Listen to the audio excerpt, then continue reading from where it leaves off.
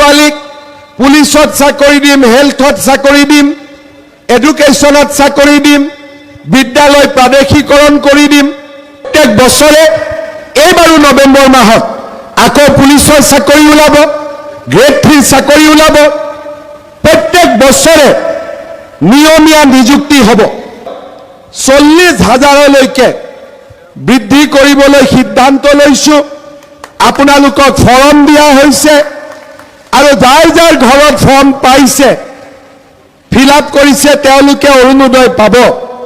ফণিদাই মোক কৈছে, অলপ আগতে হিমানীক পাইছিলোঁ, তেখেতেও কৈছিলে, উজ্জ্বল দায়ো কৈছে যে বঙাইগাঁও, অভয়াপুৰ, সৃজনগামত দুখীয়া মানুহ বেছি আছে, আৰু অলপ অৰুণোদয় লাগে যাতে সকলো দুখীয়া মানুহে অৰুণোদয় পাব পাৰে।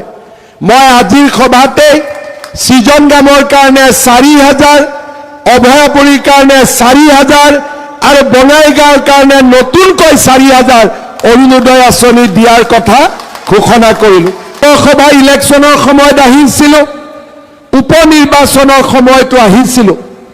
ৰাইজে মোক কৈছিলে যে আমাক আৱাস যোজনাৰ ঘৰ লাগে, পাকা ঘৰ লাগে, কিন্তু ঘৰ আমি পোৱা নাই। কিয় পোৱা নাই? আমাৰ জিঅ' টেগিং হোৱা নাই। জিঅ' টেগিং হ'ব কি লাগে? এইবাৰ আমি আপোনালোকৰ কথা শুনি এইবাৰ জিঅ' টেগিং কোনে কৰিলে? জীৱিকা সখী বাইদেউসকলে কৰিলে। কোনোবাই টকা পইচা লৈছে নেকি? এইবাৰ লৈছে নেকি? আৰু যিসকলে জিঅ' টেগিং কৰিব পৰা নাই, 10 মে'ৰ পৰা 20 দিন আপোনালোকে সময় পাব। নিজৰ জিঅ' টেগিং নিজে কৰি ল'ব পাৰিব, কাকো সহায় ল'ব নালাগে।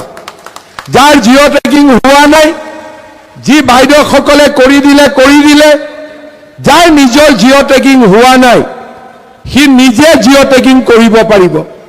নিজে নিজৰ পইচা খাব নেকি? নিজেতো নিজৰ পইচা নাখায়, নেখাব। গতিকে এটা পইচা খোৱা ৰাস্তা বন্ধ হৈ গ'ল। আৰু ভৱিষ্যতে মই ডিচিসকলক কৈছোঁ যে যাৰ লগত ৰেচন কাৰ্ড থাকে তাক কোনো আঁচনিৰ কাৰণে ইনকাম চাৰ্টিফিকেট খুজিব নালাগে। ৰেচন কাৰ্ড মানে ইনকাম চাৰ্টিফিকেট।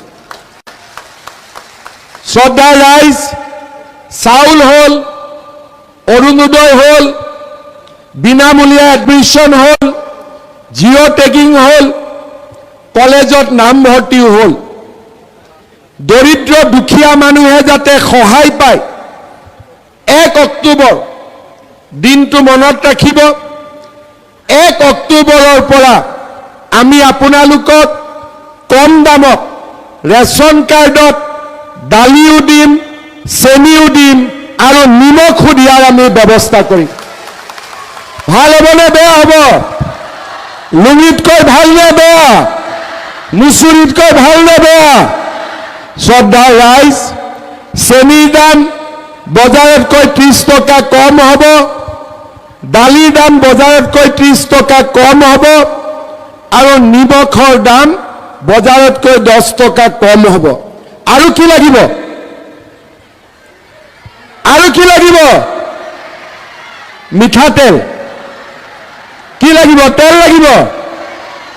চাউল হ'ল, দালি হ'ল, নিমখ হ'ল, চেনি হ'ল, অৰুণোদয় হ'ল, জিঅ' টেগিং হ'ল, আৰু কি লাগিব? মিঠাতেল। কিন্তু মই বেলেগ এটা দিম বুলি ভাবিছোঁ আপোনালোকক।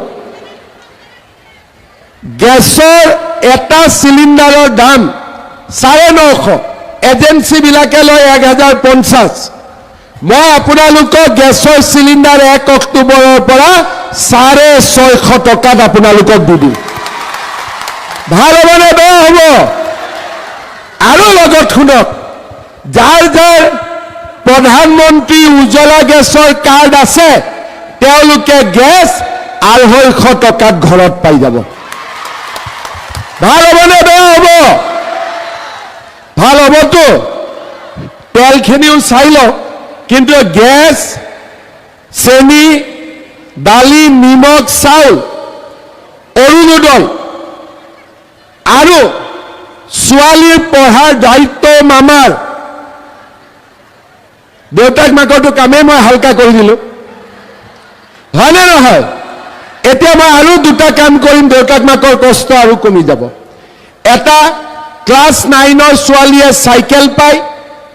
মেট্ৰিক দিয়াৰ সময়ত ধনী ঘৰৰ ল'ৰা ছোৱালীক মাকে গাখীৰ দিয়ে, গাখীৰ নাখায়, কয় কিমান গাখীৰ খাম আৰু আমনি লাগিছে। দুখীয়া মানুহে কয় গাখীৰ খুৱাবই নোৱাৰে। এটাৰ ঘৰত গাখীৰ আছে, গাখীৰ নাখায়, এটাৰ ঘৰত গাখীৰ নাই, মাকে গাখীৰ দিব নোৱাৰে। সেইকাৰণে যাতে ল'ৰাটোক এগিলাচ হ'লেও গাখীৰ দিব পাৰে, কিতাপ কিনি দিব পাৰে, পেন বহি দিব পাৰে, এইবাৰ যিমান ল'ৰাই মেট্ৰিক দিব, ছোৱালীয়ে মেট্ৰিক দিব, চবৰ বেংক একাউণ্টত প্ৰত্যেক মাহত মামাই 300 টকাকৈ জমা দিব। মোৰ ল'ৰা ডিগ্ৰী পাছ কৰিলে, বোলে আজি ইণ্টাৰভিউ দিব যাব লাগে গুৱাহাটীত, কালি ইণ্টাৰভিউ দিব যাব লাগে বঙাইগাঁৱত। ডিগ্ৰী পাছ কৰিলে, টকা পইচা খুজিবও লাজ কৰে। এইবাৰৰ পৰা যি ল'ৰা ছোৱালীয়ে ডিগ্ৰী পাছ কৰিব, তেওঁলোকক 1 বছৰৰ কাৰণে প্ৰত্যেক মাহত 2,500 টকা কৰি মামাই দিব। চবেই কয় যে এইখন চৰকাৰে অকল মহিলাক দিয়ে। ঠিক আছে, মহিলাক দিওঁ, কিন্তু অৰুণোদয়টো ঘৰত আহিলে পুৰুষৰ কষ্টটো কমে নে নাই? ঘৰত চাউলটো আহিলে পুৰুষৰ কষ্ট কমে নে নাই? আজি যদি গেছ 650 টকাত পায়, পুৰুষৰ টকাটো বাচিবনে নাই?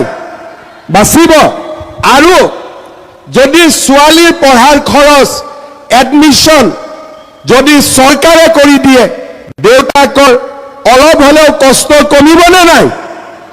শ্ৰদ্ধা ৰাইজ, আমাৰ আঁচনিবিলাকে দেউতাককো লাভ কৰে, মাককো লাভ কৰে, ল'ৰা ছোৱালীকো লাভ কৰে।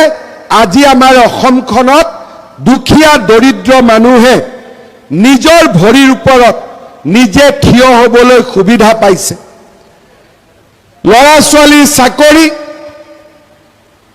প্ৰত্যেক বছৰে, এইবাৰো নৱেম্বৰ মাহত আকৌ পুলিচৰ চাকৰি ওলাব, গ্ৰেড 3 চাকৰি ওলাব। প্ৰত্যেক বছৰে নিয়মীয়া নিযুক্তি হ'ব। মাত্ৰ ল'ৰা ছোৱালীয়ে পঢ়িলে হ'ল, কাকো টকা পইচা দিব নালাগে। পঢ়াৰ পৰিৱেশ এটা আমি মাত্ৰ নিৰ্মাণ কৰিব লাগে। যিবিলাকে চাকৰি নাপায় ইহঁতৰ কি হ'ব? মই তাৰো চিন্তা কৰিছোঁ। যিবিলাক ল'ৰা ছোৱালীয়ে চাকৰি